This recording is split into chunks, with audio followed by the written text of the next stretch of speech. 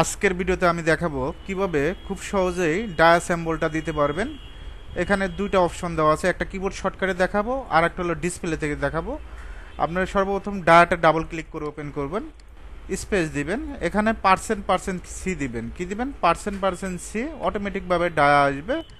আরেকবার ক্লিয়ার করে দিচ্ছি, ডায়াতে ডাবল ক্লিক করবেন, এখানে একটা ক্লিক করবেন, এখানে ক্লিক করার পর স্যাম্পলে যাবেন, এখান থেকে ডায়ামিটার একেবারে ইজি, এখানে সংক্ষেপে দেওয়া আছে পার্সেন্ট সি, ডায়ামিটার ক্লিক করলে হবে। আপনি এভাবে কাজ করতে পারবেন, ওভাবে কাজ করতে পারবেন। এখন যদি আমরা টেক্সটের টি নেই, এখান থেকে আমরা ফন্ট সাইজ দেব। কোন সাইজ? Font size.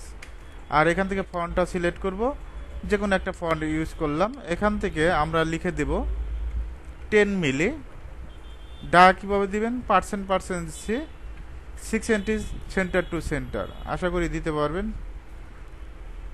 কন্ট্রোল এতে সিলেক্ট, এখান থেকে আমরা কি করে দেব? 4 ইঞ্চি করে দেব, 4 ইঞ্চি। আর এখান থেকে হোয়াইট কালার,